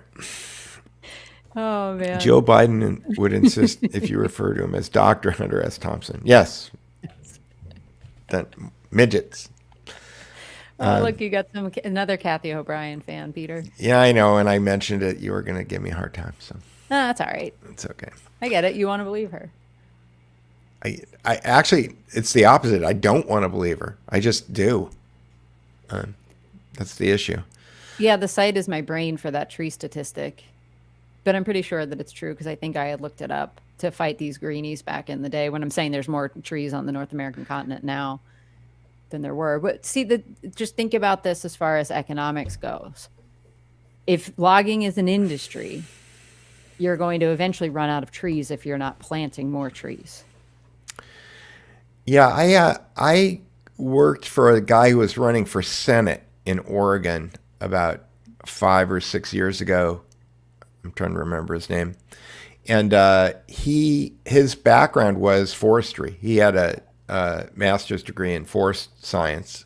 And one of the reasons that he was running for Senate was because he thought that forestry was active forestry was being deliberately ignored in Oregon. And that the reason that we're having all of these wildfires is because the active things that people who do good forest management do were being made illegal by all of these environmental protection laws that would wind up having all of these devastating consequences, and that's exactly what was happening.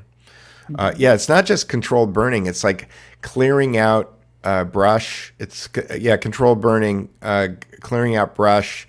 The way that you plant things. There's all kinds of stuff. There's a book that I read a couple of months ago I think it's called Seeing Like a State, where they use all of the Bavarian forest management experiments from the late 1800s, early 1900s, I think, where they were trying to really kind of start to deal with forests as gardens, where they talk about a lot of the implications of doing that kind of state managed forestry. Those weren't all good stories, but this guy that I worked with was running for Senate in Oregon because he said that they were doing things that were deliberately sabotaging the forests. And were they doing that with malice and aforethought, or they just he thought so, and that's why he was running for Senate, because he was trying to fix it. Because he thought that it was a political decision that was being made in order to actually cause those events. I mean, it's like Michael Crichton's State of Fear, right? Yeah, Michael Crichton. Poor Michael Crichton. Yeah. He gone too soon. I met Michael Crichton when I was in 8th grade. Cool story, bro. Totally. Oh, man. Yeah, and the other thing, I haven't read this book, but my mom has talked about it several times. I think it's called The Founding Farmers. Yeah. And it tells the story, I want to say it's maybe Franklin and Jefferson and some other founders that were super into building up the forests and the gardens of the United States. and went on missions like over to Europe to collect seeds and stuff to bring those things back. So we would have the most eclectic. Well, I've got pictures of I live in the Pacific Palisades, and I've got pictures of my neighborhood in the 1920s, and the only native trees on this side of Los Angeles were oak trees and sycamores. And the sycamores grew down in the bottoms of the canyons where there were creeks, and the oaks were up on the mountains. And there was no other native trees in this part of California. And now it's like I go outside and it's like there's palm trees going down the streets, and there's all these other olive trees, eucalyptus trees, all of these tons of eucalyptus trees that were planted by farmers, I guess, as windbreaks. But none of this stuff is native here. Native. Yeah. No. All right. Well, we've been almost 2 hours now, Peter. So we'll throw it to any last questions. All right. Out there from anybody.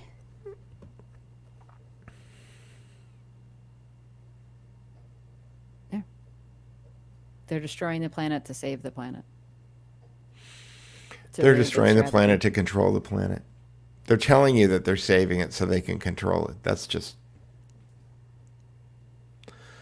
my final word.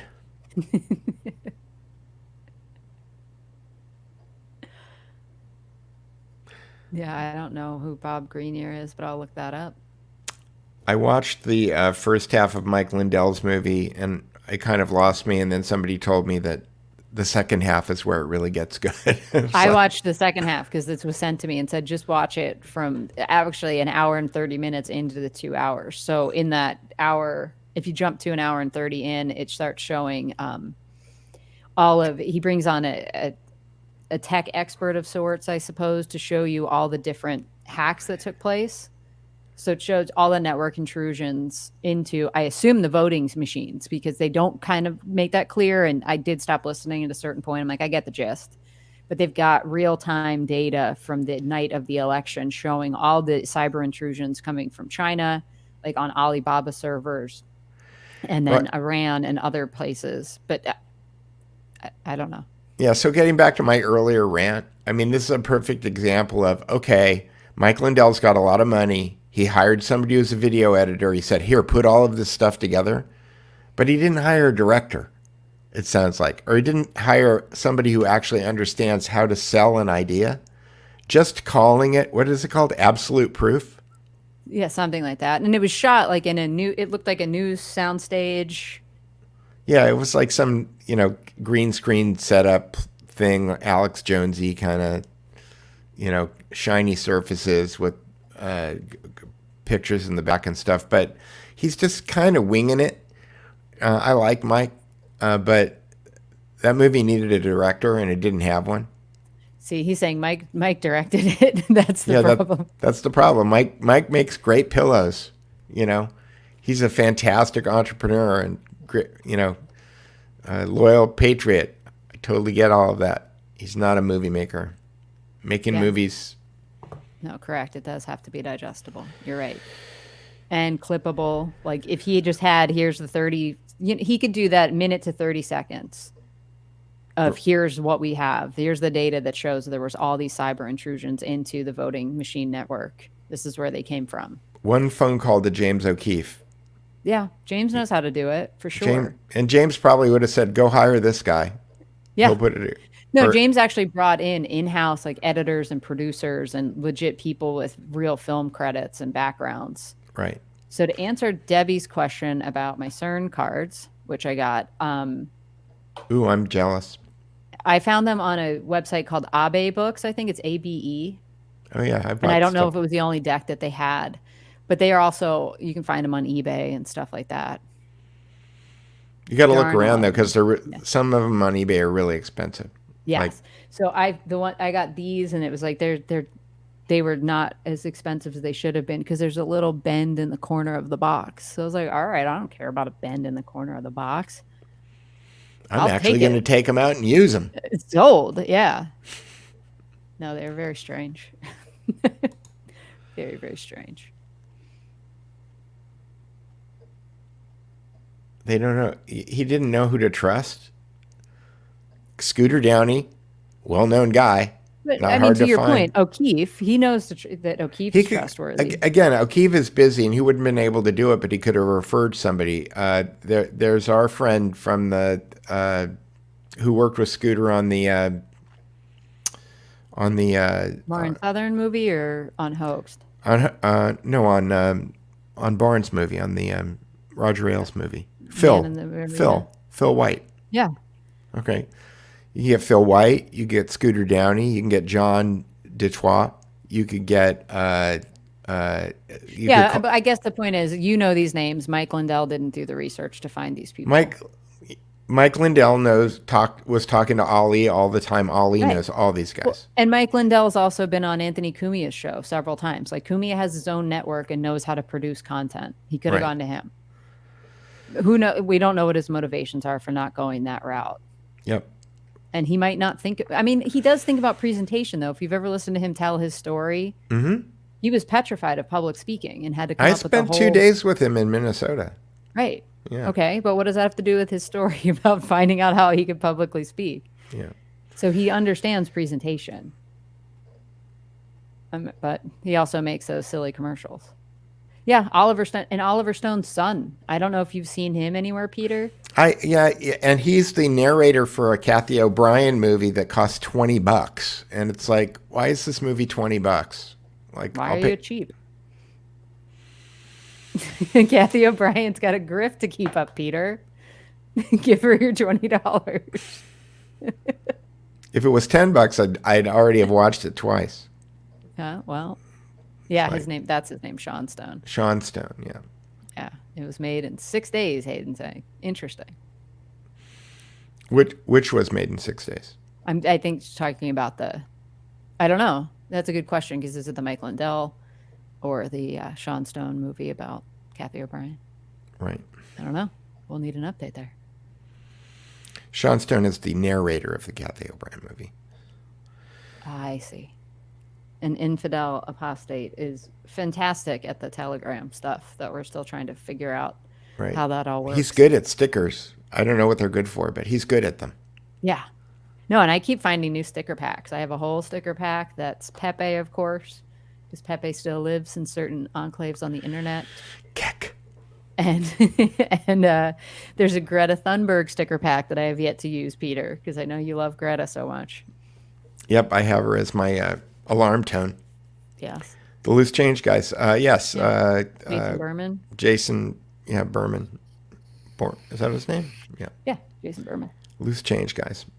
Yeah, there's lots of good filmmakers out there who could take chicken salad and take chicken shit and turn it into chicken salad, which is what that movie was. Threda. I like that. She's totally been displaced by the pandemic, but now that they're going to reinstitute, or the green agenda is going to rise again. Just watch, it's coming. I saw an article the other day about how even though pollution was dramatically cut down, that actually increases global warming because there's not enough junk in the atmosphere to block out sunlight. So even if we grind society to a halt, it's not going to really help all that much. Greta, I'm looking for the picture of Greta. I can't find it. Don't worry about it.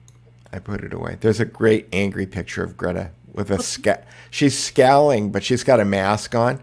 But even though you can only see her eyes, you can still tell that she's scowling. Actually, if you look at my Twitter feed, I think I tweeted it. Well, we can post it in Locals, so you can join us on the Locals platform. Yeah, and I did post my Washington D.C. pictures and there was some other pictures. You had the Department of Agriculture pictures. Yeah, my Cult of Mithras pictures. Department of Agriculture on Locals, and it doesn't cost you anything, but you have to join Locals, I think. Yes. In order to be able to see the photographs. Yes. It is an alarm tone. So Peter finds it alarming, and he jumps up when she yells, "How dare you?" Yes. You're welcome, End of Days Prophet. We enjoy having you with us. Greta will need rejection counseling. Yeah, she's going to need a lot more counseling than that. Oh, please. Peter, don't bother finding the image right now. We'll throw it up on the channels. So Reality Okay. OS on locals, and then the Telegram is I can never remember, but I'll post it in the links below. How dare you? How dare you? How dare you? How dare you? How dare you? How dare you? How dare you? How dare you? It's my alarm tone. Go to the new Wednesday Addams. No, Wednesday Addams was cool. Yep. Yes, Deborah, you are correct. Everything goes through cycles. And then Hayden was talking about the Lindell documentary, how that was shot in 6 days.